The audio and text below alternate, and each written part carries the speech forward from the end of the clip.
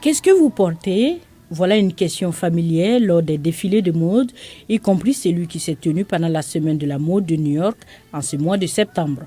Mais pour les mannequins qui ont participé à la 3e édition annuelle du défilé des modes des survivantes, cette question peut également sonner comme un déclic. Jessica Long est une survivante d'agression sexuelle. Ses vêtements font partie du défilé de cette année organisé par le groupe de défense des victimes connu sous le nom de Rise. C'était incroyable, je ne peux pas mentir. J'étais incroyablement nerveuse, mais c'est excitant et ça donne du pouvoir, c'est vrai, parce que les survivants et les victimes d'agressions sexuelles sont souvent interrogés sur ce qu'ils portaient. L'idée de se réapproprier cette question problématique est venue à la fondatrice de Rise, Amanda Nguyen, en 2019 après avoir survécu à un viol alors qu'elle était étudiante à l'université Harvard.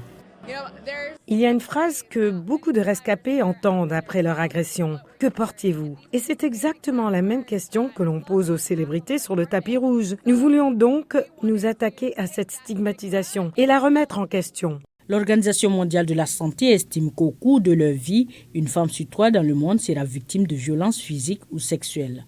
Rise vise à dissiper de nombreuses idées fausses sur les abus sexuels. Je pense que de nombreux survivants comme moi vous diront qu'à bien des égards, l'agression elle-même n'était pas aussi grave que l'injustice que nous avons ressentie de la part du système médical, du système policier et en fin de compte de la justice pénale. C'est à cela que nous essayons de remédier. Cette année, des alliés des victimes d'agressions sexuelles ont également participé au défilé de mode des survivants, dont plusieurs astronautes commerciaux. Parmi eux, Sian Proctor, première femme afro-américaine, a piloté un vaisseau spatial. C'est dévastateur à tous les niveaux pour tout le monde. Nous devons en parler, nous devons y mettre un terme et nous devons cesser de blâmer la victime. Alors que l'on considère souvent que les agressions sexuelles touchent principalement les femmes, les centres américains de contrôle des maladies indiquent qu'un homme sur 10 aux États-Unis a été victime d'une agression sexuelle.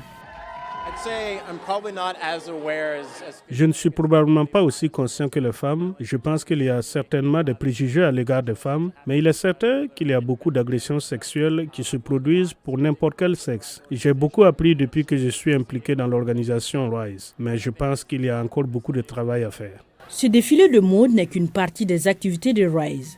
L'organisation a joué un rôle clé en faisant pression sur le Congrès américain pour qu'il adopte la Charte des droits des survivants en 2016 et en 2022 sur l'Assemblée générale des Nations unies pour qu'elle adopte la Charte universelle des droits des survivants.